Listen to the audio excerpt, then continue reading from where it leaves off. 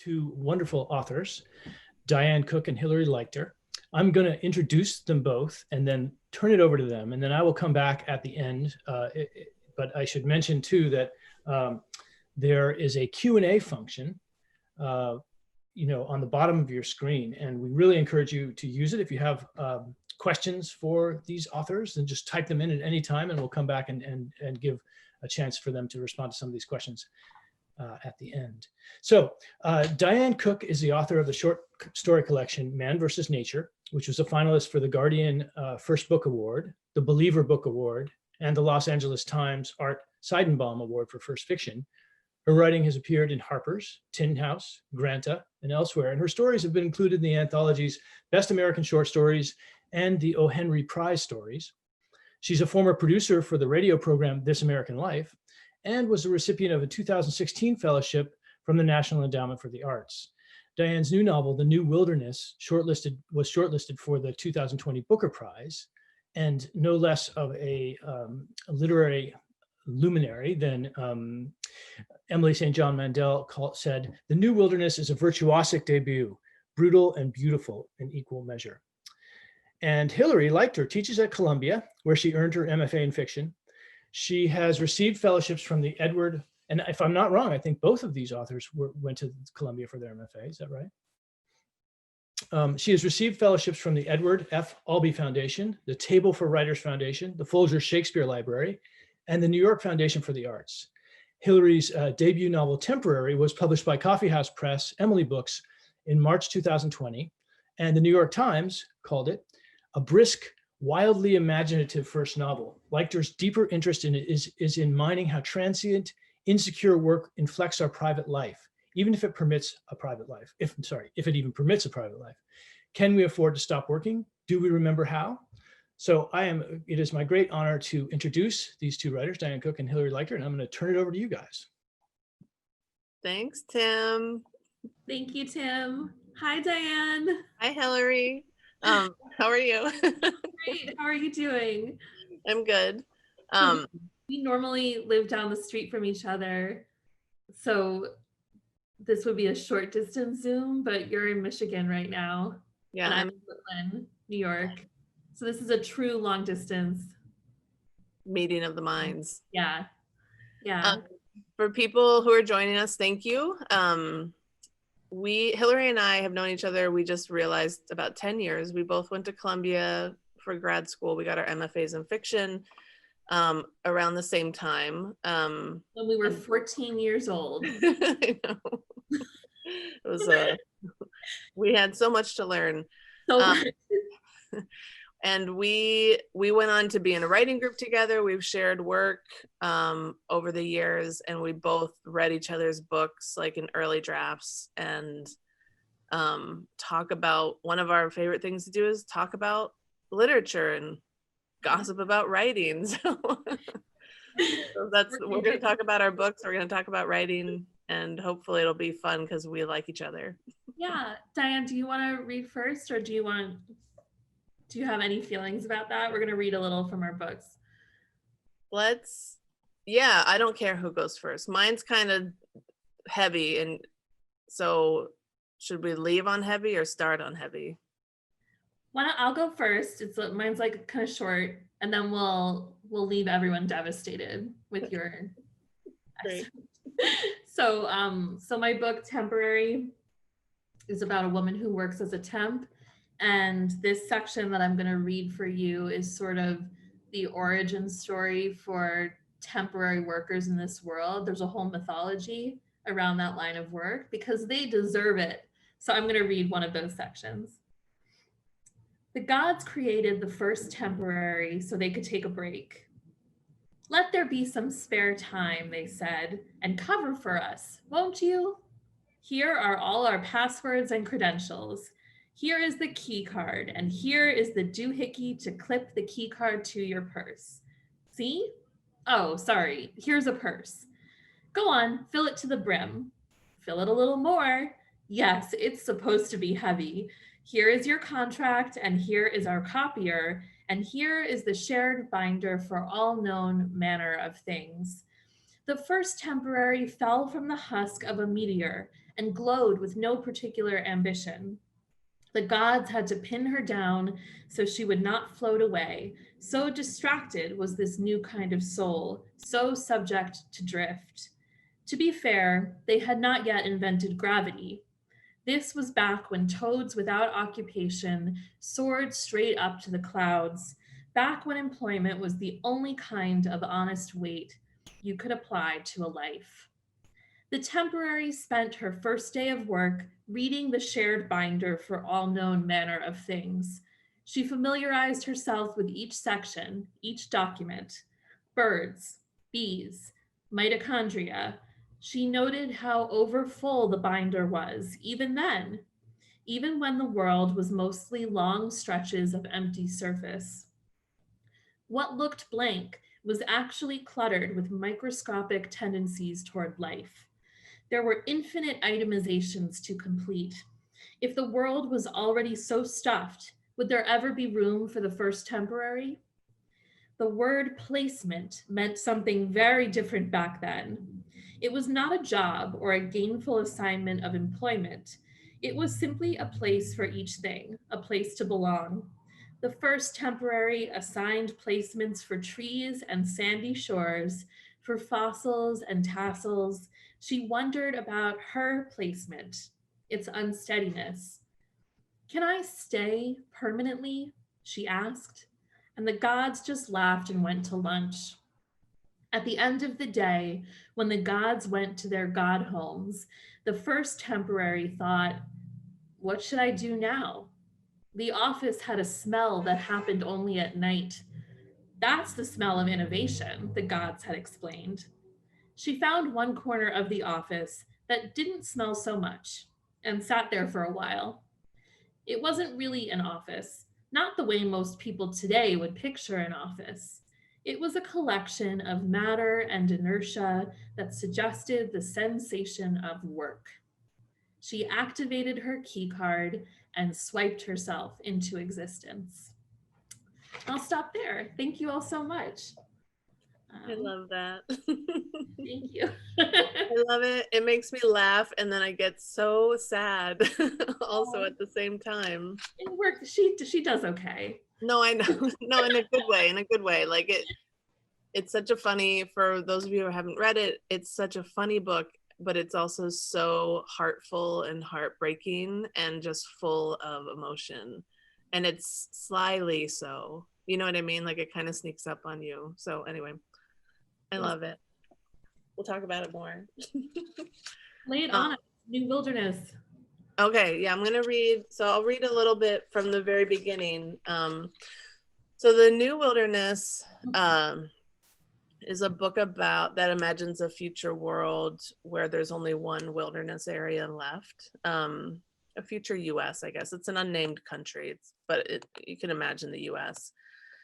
So there's one wilderness area left, and my book follows a group of people who get tapped to live there in a kind of experiment to see if people and nature can coexist anymore. Because in the future, people live in these big metropolises and they don't really interact with nature at all anymore.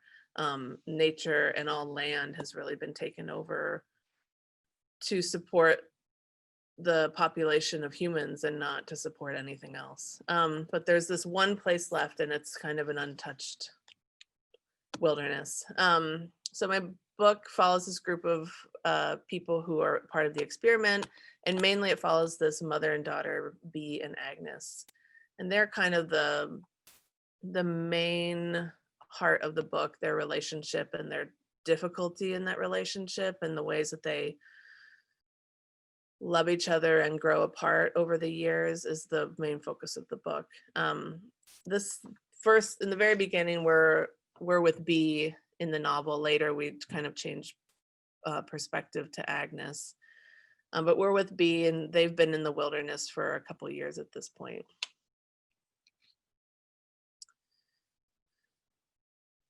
The baby emerged from Bee the color of a bruise. Bee burned the cord somewhere between them and uncoiled it from the girl's slight neck. And though she knew it was useless, swept her daughter up into her hands, tapped on her soft chest, and blew a few shallow breaths into her slimy mouth. Around her, the singular song of crickets expanded. Bee's skin prickled from heat. Sweat dried on her back and face. The sun had crested and would, more quickly than seemed right, fall again. From where Bee knelt, she saw their valley, its secret grasses and sage. In the distance were lonely buttes and closer mud mounds that looked like cairns marking the way somewhere. The caldera stood sharp and white on the horizon. Bee dug into the hard earth with a stick, then a stone, then hollowed and smoothed it with her hands. She scooped the placenta into it, and then the girl. The hole was shallow, and her baby's belly jutted from it. Wet from birth, the little body held on to the coarse sand and tiny golden buds, brittled from their stems by the heat of the sun. She sprinkled more dust onto the baby's forehead, pulled from her deer hide bag several wilted leaves, and laid them over the girl. She broke off craggy branches from the surrounding sage, laid them over the distended belly, the absurdly small shoulders. The baby was a misshapen mound of plant green, rust-red blood, a dull violet map of veins under wet tissue skin.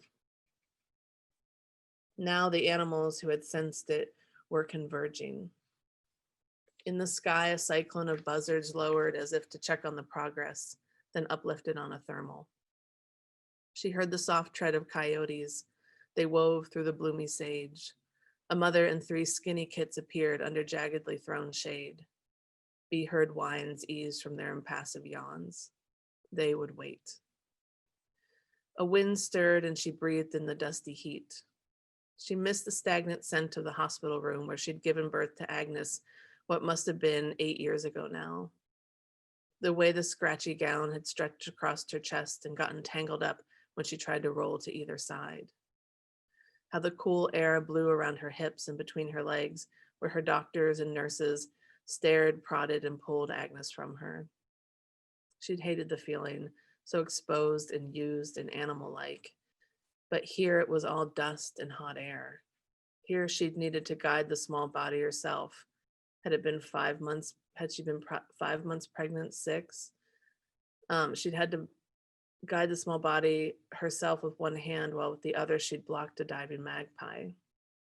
She'd wanted to be alone for this, but what she wouldn't have given for a probing gloved hand, stale recirculated air, humming machines, sheets under her rather than this desert dust, some sterile comfort, what she wouldn't have given for her mother.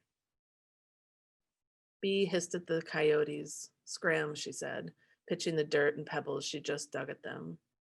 But they only slid their ears back, the mother sinking to her haunches, and the kits nipping at her snout, irritating her.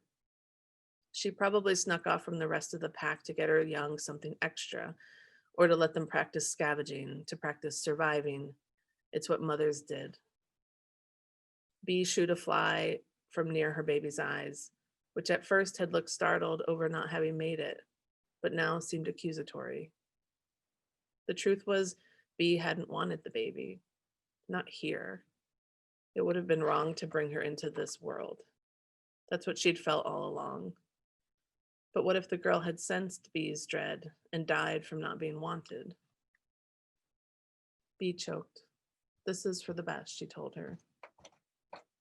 During one night walk, back when she'd had a flashlight and still carried batteries to make it glow, she'd caught 2 eyes gleaming in her beam.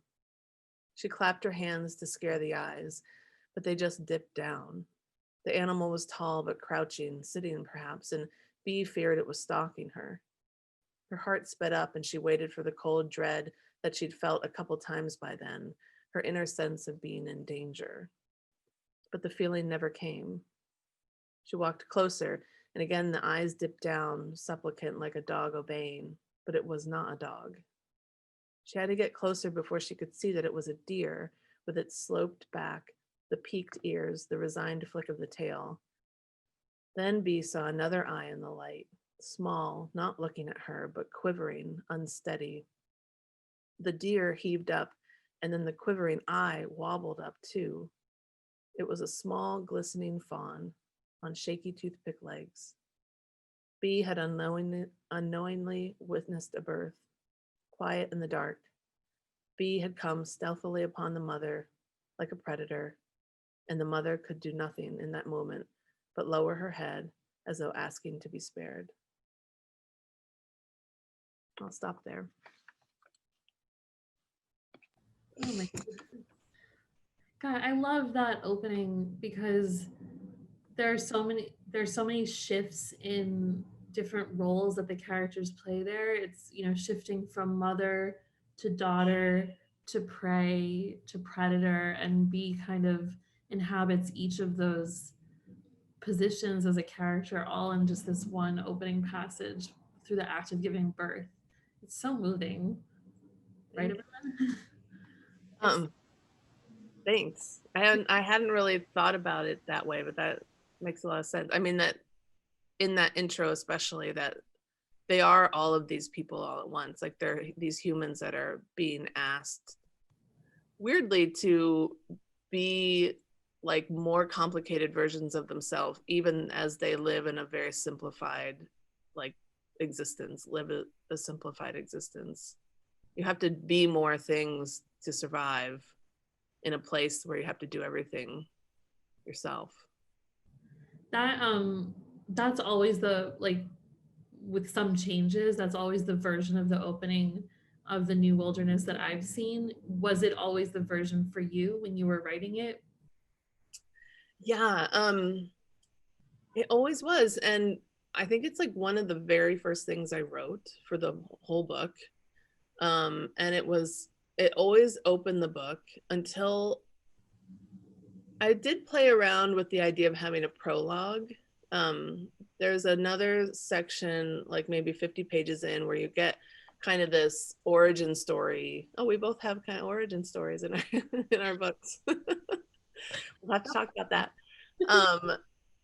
You get a kind of origin story, and I'd thought maybe, like, should this book have a prologue? Does it warrant one? Is the book, like, the world I'm building, is it different enough that it it needs to have that, or is there some benefit to just dumping the reader into this life and letting them kind of fumble in the dark and figure out what it is a little bit before you get more of the background? And then but I decided ultimately to go with the action and introduce B to the reader in this kind of difficult time for her. And I did that in part. I mean, it's a hard opener. I mean, it's a hard moment. And I did worry about that, but I decided that B throughout the book is like kind of a difficult character. She's real prickly, she's real thorny, and she does some things that are hard to understand at times. And I wanted her to always have the reader know what she'd been through, you know, that she went through hard things and she has been hardened accordingly. And maybe, hopefully, a reader would remember that in the back of their mind, like they already would have a kind of empathy for her, even as they watch her do some things that are questionable. That's the way you talk about it is so interesting, because it's almost like you were deciding between writing a prologue for the world or a prologue for the character. And then that opening is sort of B's prologue as a way of understanding her sort of dystopian morality, as opposed to introducing us first to an understanding of what happened to the world so we can understand that kind of dystopia. That's so fascinating. I love the way your mind works. I love the way you talk about books. Yeah, this is what we do all day. So this is like not it's just another Sunday. Yeah. We have actually had our own Zooms where we just talk about books and no one else is there. I convinced Diane to buy a Kobo. Did you get one? Good. We can talk about more books together. Okay. This is sponsored by Kobo now. So why dystopia? Like, that's the name of this talk, right? Dystopian. Oh yeah. Right. So your short story collection, super dystopian, lots of worlds, and I mean, it's a really, for those of you here who haven't read it, it's such a great companion to the new wilderness, not only, I mean, it, not to talk about prologues for 45 minutes, but it is sort of a prologue to the world of this book. You can see Diane playing in different surreal locations and surreal circumstances for her characters, and it's just so fascinating watching you evolve as a writer through those stories and into this book. But it also is just, it goes hand in hand in terms of subject matter. So what's appealing to you about writing these depressing AF worlds? Come on. Haven't we been through enough? Well, to be fair, like we hadn't been through enough when I was writing these books. But now officially we've been through enough. You know, it's funny, I never thought of this as a dystopian novel when I was writing it. Did you ever think of your book as dystopian? No, God, no. But both of our books have been called this Right now. And I've like completely embraced that. Like I talk about it in those terms now too. But when I started, I was just trying to write about nature and people and the relationship between the two and the way that one affects the other, and even affects the relationships the other has. And it's just, you know, I like writing in the future. I like writing into the future. It's a nice way to be able to kind of play with, like, I guess, not form, but I don't know, or style maybe. Like I like writing kind of allegorical things, and I find that placing stories in the future helps with that kind of feeling. It's hard to do in the present. And so I was just thinking about this and setting it in the future. And anytime I thought about the future, it just looked bleak to me. And it's more like I'm curious about how we're gonna weather what's coming. And then that's what I want to write about. Like that seems to be the most interesting part. It's, you know, it's because I want to still write about people, and I don't just want to write about like collapse or, you know, like societal collapse. I want to write about the people who go through that and what they're like on the other side. So it's more like just the act of thinking into the future and building a world that exists in the future forced my hand into writing something that was broken. You know what I mean? Like writing about a world that was pretty broken, but still functioning, you know, like it's still a very functioning world that they're living in. And actually there's nothing has happened that's so like still I mean, I don't say this in the book, but I always imagined it was still a democracy, you know, it was still functioning the way it would now. It's just that everything had changed. I think that's like a question that it strikes me science fiction writers probably ask all the time, like what is the government in your world? And it's not a world building question that I've ever heard someone who's writing literary fiction ask, like, are your characters living in a democracy? But now it seems like such a crucial question to understanding what level they're oppressed, you know, or like, I don't know. I just had never thought about that as being something intrinsic to building a world on the page. Are your characters living in a democracy? I don't think so. Yeah, I don't think so. I mean, I never once thought about the government as an entity in my book, because it's like the character is part of a different hierarchy, a different structure that kind of goes straight toward the existence of gods or the existence of some sort of like purpose for being on earth. Then, you know, it's not about breaking the law necessarily or voting or so it didn't really occur to me. But I liked what you said about just wanting to write about people and nature. And I just wanted to write about people and work and how that functions or fails to function or disappoints or just doesn't suffice.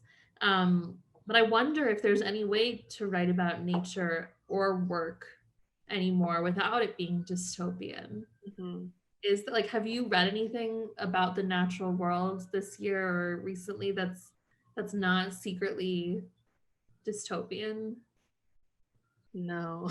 Yeah. We both loved a children's Bible, and that's super. I mean, it's Even more obviously dystopian, I think, than your book. It's true, except that it's this book by Lydia Millett. It's great. It's just been shortlisted for the National Book Award. It's a fantastic book.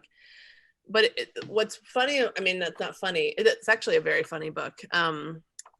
But it could just be right now. That's the tricky part of it. It's taking place in some summer on like in some cottage, and a terrible like storm happens. It's like this epic storm that shuts a bunch of things down, and the society like very quickly like falls into a kind of pre and post existence. But it starts out just like a regular summer vacation book, you know, and then it definitely goes dark from there. So yeah, it's like it's really sneaks up on you. And I guess I haven't read it yet, but the what's it called? Leave the World Behind. oh yeah. Similar Vacation Gone Wrong. Yeah, seems to do a similar kind of thing where it just kind of sneaks up on you. And I don't know, I get that's a little off topic, but it seems like that's the way you're gonna find dystopias presented now. It's not going to be like Hunger Games where like the entire world is remade, Right. something we don't recognize. It's going to be us under new rules. I'm thinking about books that aren't maybe directly dystopian but feel dystopian now because of context, and something that comes to mind is the Overstory, which just is just like trees. It's just like trees, etc. And it's such a beautiful book, but it's impossible to read that, I think, and not mourn while reading it. And so there's a way in which the reader becomes the one who makes a book dystopian, right? Like yes, because I was just thinking about this the other day. Novels for the people writing them, novels hold like the moments and the times in which they were written. Like they're full of these touchstones that are all about like what you went through as you wrote it. Even if, you know, like even a purely fictional novel that's not like pulling in any way from your life, it's imbued with all the things that you experienced in some way. And that novels are this interesting form where that occurs, and then they also collect all of the things and experiences of the people reading them. So I was just reading a book written before the pandemic, and it was actually kind of difficult to read because I kept stopping myself and thinking, oh, but they won't be able to go travel. Yeah. Because they can't. I would like actually be filled with a little bit of anxiety when one of the characters would talk about a trip that they were going to take in the future, like over to Europe. And I would think, but you can't, you know, like, so there was this like, it was like a weird kind of innocence lost about experiencing a book now. And I think into the future, there's something that we're always going to have to remind ourselves about. It does seem like the first event, at least in our lifetime, with maybe the exception of 9/11, where there's an artistic before and after. And it makes me wonder about other times in history where that existed. And something people are writing a lot about this right now, how the Spanish flu epidemic was such an influence on literature at that time, even more so than World War One. And then you look at what was written right after, and it was like The Great Gatsby. People just wanted to be at a party on a lawn, you know, with someone dead. Sorry, spoiler. but it came out 100 years ago. So, but yeah, like, so At a party? I think like you've probably been talking a lot this year about how did you predict what was coming, you know? And it's like, I don't know, it was there already, you know, but we didn't know there was obviously going to be the coronavirus pandemic this year when our books came out. And I'm curious, I'm so much more curious what you think people are going to be writing about next.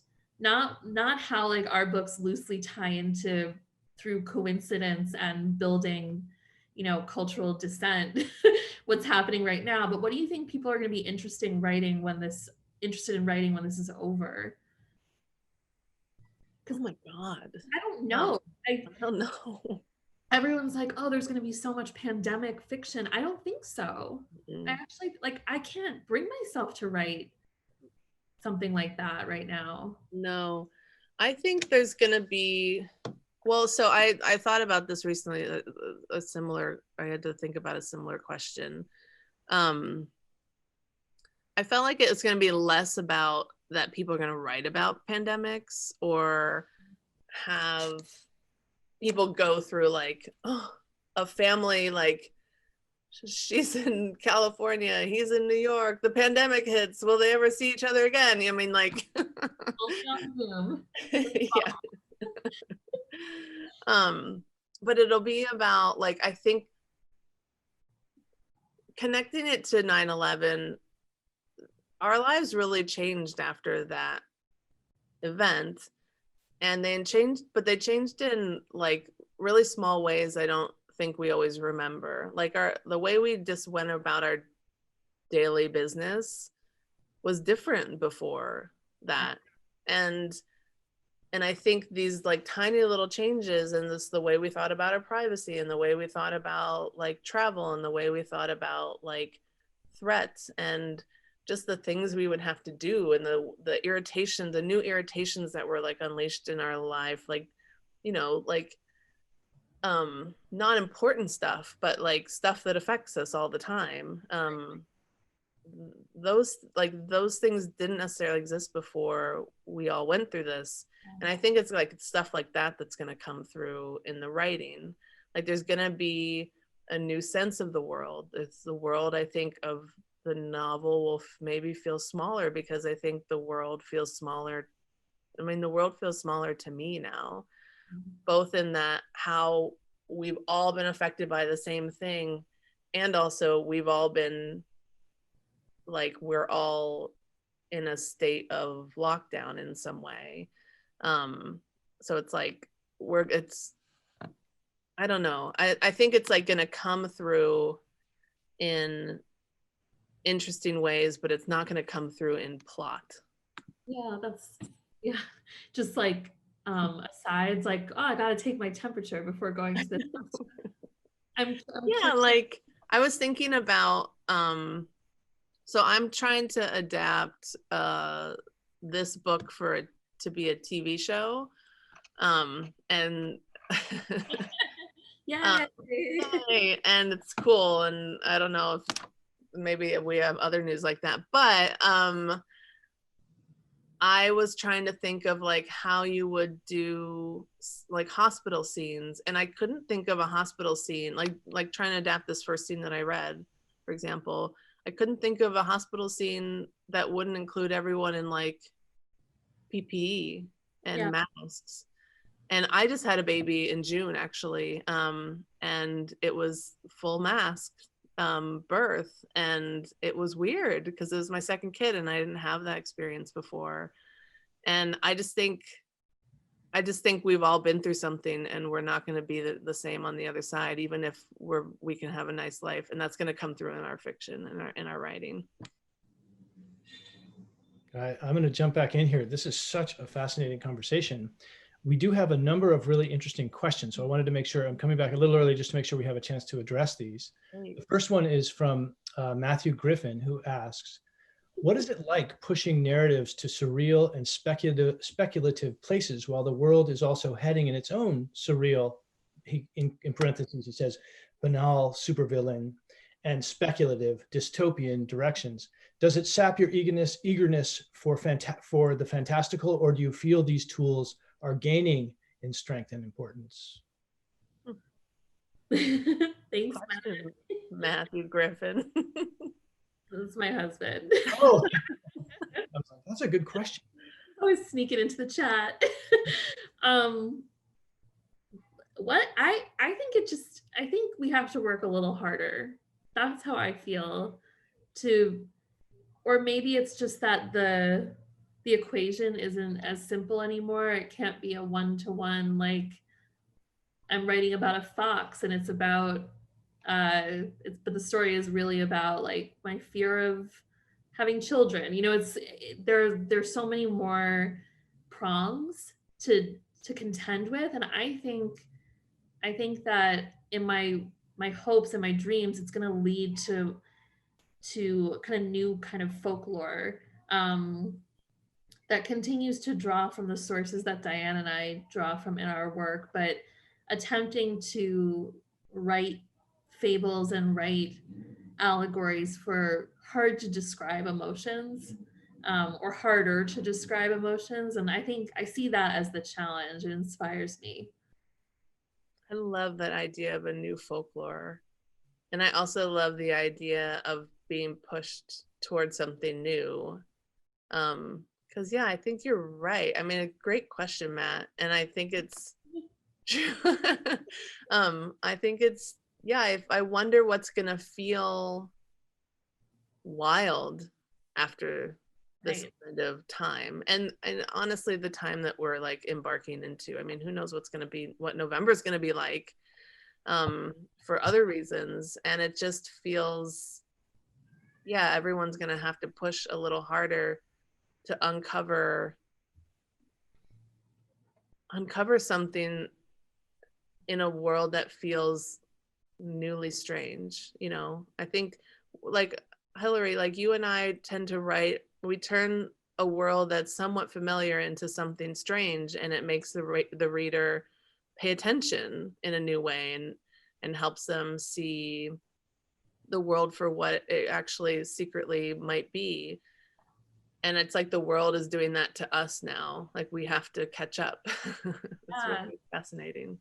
I wonder if normalcy will be radical in some way. That's kind of what I like, just to quickly go back to the 9/11 thing. I remember there were all these essays about how it was the death of irony in writing. And I wonder, like, what is this the death of? Is it so like, what is, and it was like the death of irony to make way for empathy, and how like empathy became cool. It wasn't dorky to feel things anymore. So what is that now? I see irony everywhere. I mean, it couldn't be more wrong to say that anything is the death of anything, but I don't know. I guess we'll find out. It's a great question.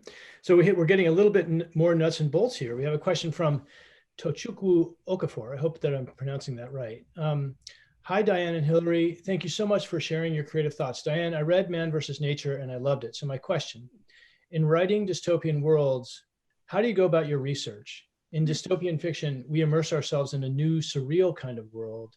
Do you feel your knowledge of the world you created is often questioned during, say, the editing process? How much of your research goes into the actual writing? I probably did the most research I've ever done for this book.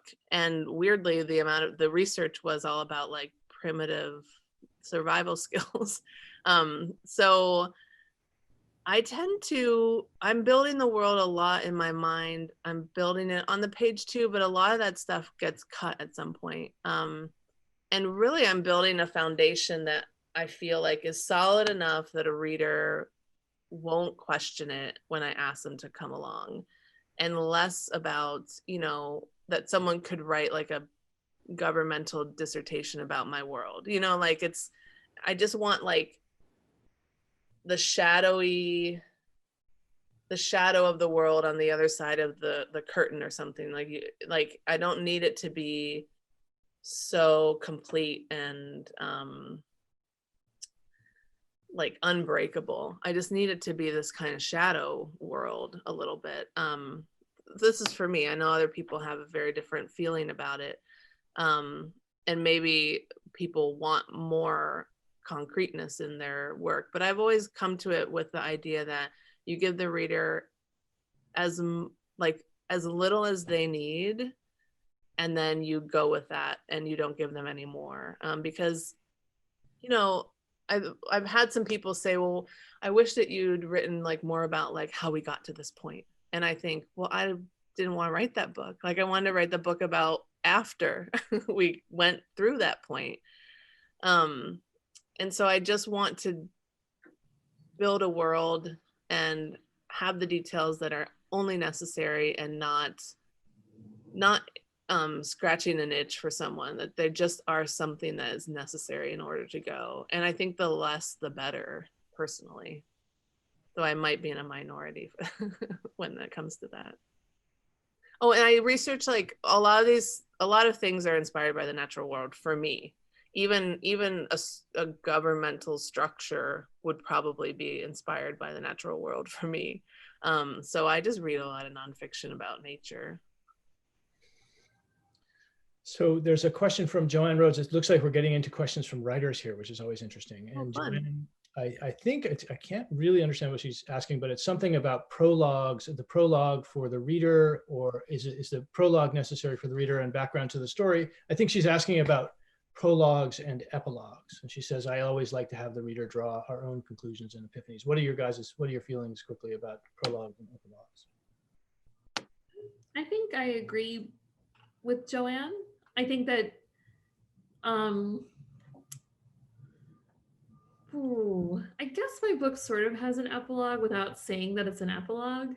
And Diane's book has a really beautiful epilogue. I think that if you're going to add that superstructure to a novel, then why? You know, are you playing with time in an interesting way? Are you subverting what has just happened in the book in an interesting way if it's an epilogue? Otherwise, is it just like a conclusion paragraph and an intro paragraph? And I feel like that's a waste of everyone's time. But but if the epilogue can take us, I love a book where the last chapter completely explodes what we've just read and goes somewhere stage left, like just somewhere completely different. And that's sort of what happens in The New Wilderness without spoiling too much. You know, we get to see something that we haven't been able to see the rest of the story. So I think like any other literary device, if it's well done, it's useful. And if it's not useful. Yeah, I agree. I think for it to be useful, it has to be part of the structure of the book, and not a thing that exists because you don't trust the reader. You know what I mean? Totally. So we just have a few minutes left. I'm going to sort of compress the two questions into one two-part question that both you can answer. The one question is, what did you take out of your MFAs in fiction?